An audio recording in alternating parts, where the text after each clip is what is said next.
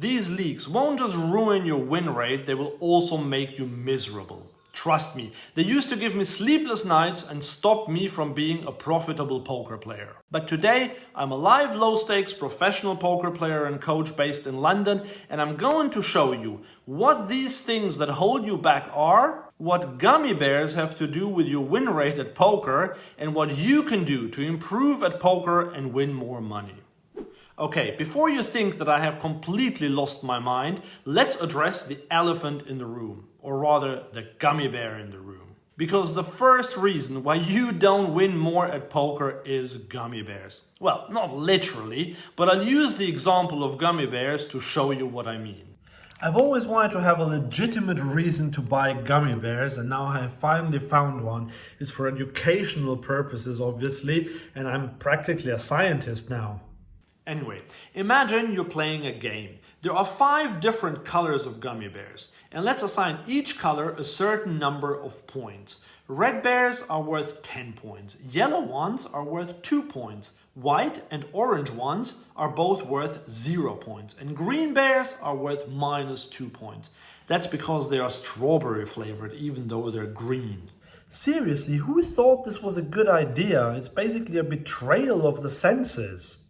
Anyway, the aim of this game now is to get to 100 points as quickly as possible. So if you're smart, and I think that you are smart if you're watching this video, you'll just pick out 10 red gummy bears since they're worth 10 points each. And you win the game, super easy.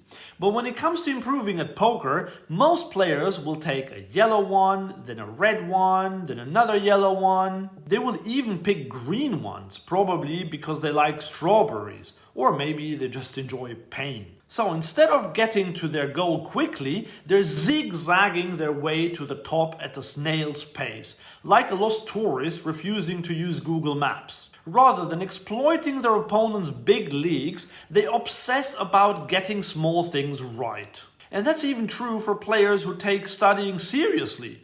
So they will, for example, learn that they should open a hand like pocket 5s in the hijack 60% of the time, but fold pocket 4s every time.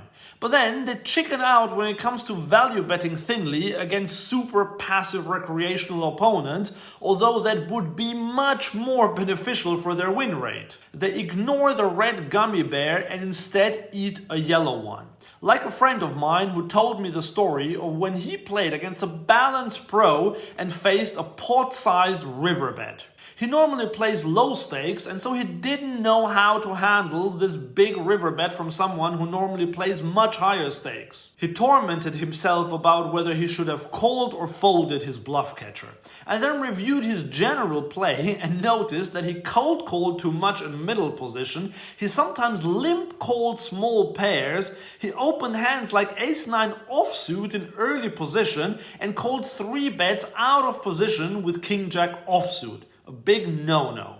He didn't even realize that these were mistakes. Probably because he was too busy worrying about that one river call instead of the mountain of leaks sinking his bankroll. Again, he focused on a yellow or even a white or orange gummy bear instead of the red ones. A $300 river call every 300 hours will cost him $1 per hour if the pro never bluffs, which isn't even the case because the pro might well have some bluffs. So the loss is actually much smaller. Making a $10 mistake once per hour will cost $10 per hour. And even one silly limp per hour is more expensive than the big river call. So Andreas, how can we focus on the red gummy bears?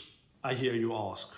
You need to start by identifying your own leaks and watching other players at the table closely to find their leaks. Think of yourself as a poker detective, Sherlock Holmes, but instead of solving crimes, you're solving why you keep losing buy-ins. Start by keeping a detailed hand history, noting down any hands where you felt unsure or uncomfortable. Review these hands later with a trusted study partner or Vinton, the live poker bot, link in the description below.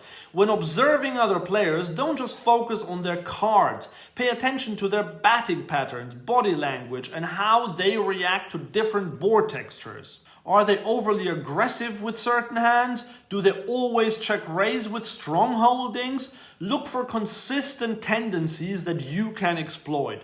You can even take notes on your phone or a small notepad during the session if you don't have a tracking app. In the previous examples, players focus too much on the yellow and orange gummy bears, but the real trouble is when you add too many green ones into the mix. Remember, these are worth -2 points. Instead of getting closer to the 100 points mark, you're actually going further and further away. Like when you click next episode on Netflix at 2 a.m. when you know you have work in the morning. And this is exactly what happens when you have the following league. And this time I can show you on my own example.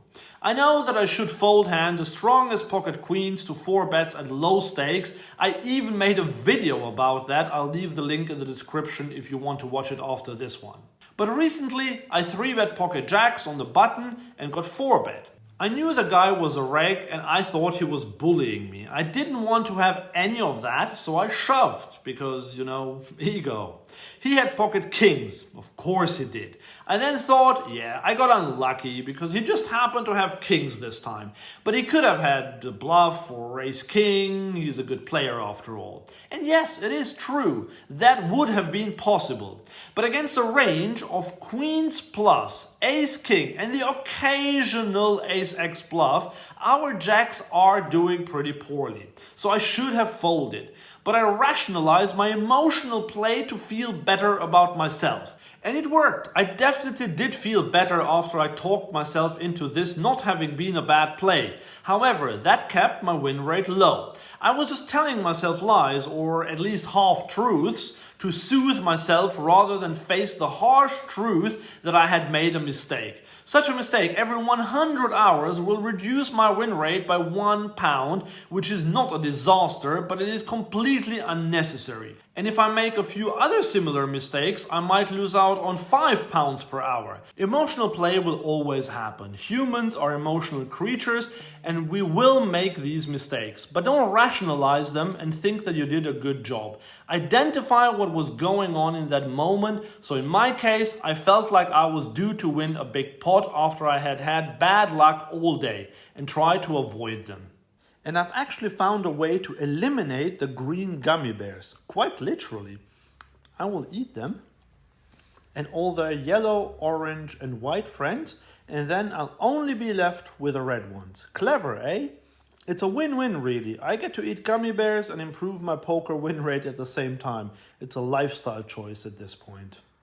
So when you play poker or even when you study poker, remember, avoid the green gummy bears. They're like the equivalent of a bad beat in poker. And if you want to find out another easy way to increase your win rate quickly, then you need to know how to crush recreational players. In this video here, I talked about just that. I bet you'll love it.